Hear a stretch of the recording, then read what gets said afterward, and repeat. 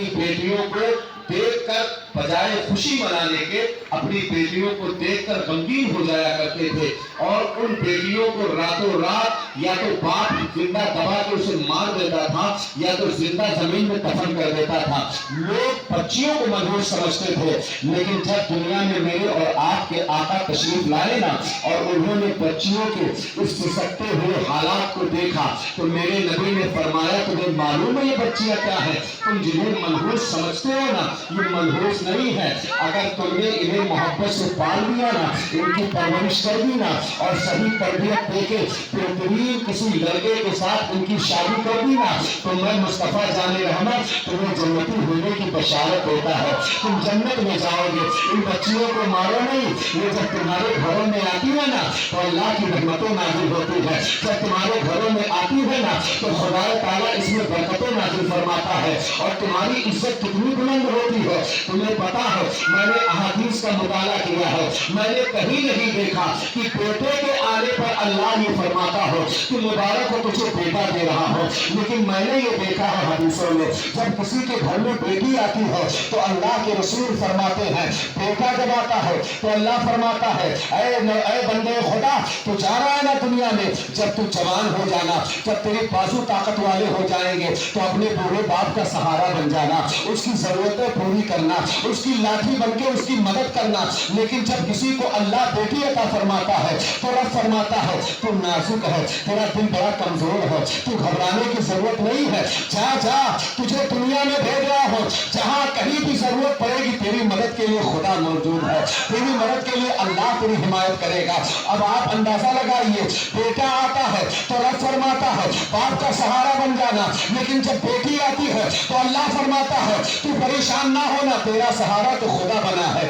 تیرا سہارا تو رب ہے، تیرا سہارا تو اللہ ہے، تجھے پریشان ہونے کی ضرورت نہیں ہے۔ پتہ یہ چلا بیٹی کو اللہ نے زحمت نہیں بنایا ہے بلکہ بیٹی کو اللہ نے رحمت بنایا ہے، اور اس رحمت کی اتنی بڑی شان ہے جب باپ کے گھر میں رہتی ہے تو باپ کی بخشش کا ذریعہ ہوتی ہے، اور جب شوہر کے گھر میں آ جاتی ہے تو برکت کا ذریعہ ہوتی ہے، اور جب ماں بن جاتی ہے تو خدا اس کی عزت کو اور بلند کرتا ہے۔ جنت جو ہماری نظروں سے بہت دور ہے، ہم نے دیکھا نہیں ہے، اس ماں کے قدموں میں اللہ غیب سے اٹھا کے جنت کو رکھ دے۔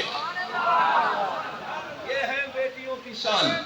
یہ ہے بیٹیوں کا مقام، یہ ہے بیٹیوں کا مرتبہ۔ ان بیٹیوں کو آنے کے بعد منہ نہ بنایا کرو صاحب، یہ بیٹیاں تمہارے لیے جنت کی علامت ہے، یہ بیٹیاں تمہارے لیے بخشش کی علامت ہے۔ آج ہر کوئی بیٹا پانے کے بعد محلے میں مٹھائیاں تقسیم کرتا ہے اور بیٹی آنے کے بعد اکثر لوگوں کا چہرہ بگڑ جاتا ہے، لیکن آؤ اپنے رسول کو دیکھو، آؤ اپنے نبی کو دیکھو۔ میرے نبی کو یوں تو پیدر پہ اللہ نے 3 بیٹے عطا فرمائے تھے، لیکن دھیرے دھیرے وہ کم عمری میں انتقال کر گئے، لیکن آپ کو جو 4 بیٹیاں اللہ نے عطا فرمائی تھی ان بیٹیوں سے سرکار نے کتنی محبت فرمائی ہے۔ حضور فرماتے ہیں اے دنیا والوں سنو، بیٹیاں زحمت نہیں ہے، میں نبی محترم ہوں، اللہ نے مجھے 4 بیٹیاں عطا فرمائی ہے اور میری بیٹیاں مجھے سب سے زیادہ پیاری ہیں۔ اللہ اکبر کبیرہ۔ میں کہتا ہوں دنیا والوں کو کیا پتا تھا کہ بیٹیوں کا مقام کیا ہوتا ہے، دنیا والوں کو کیا معلوم تھا کہ بیٹیوں کی عزت کیا ہوتی ہے؟ یہ تو میرے نبی کا صدقہ ہے،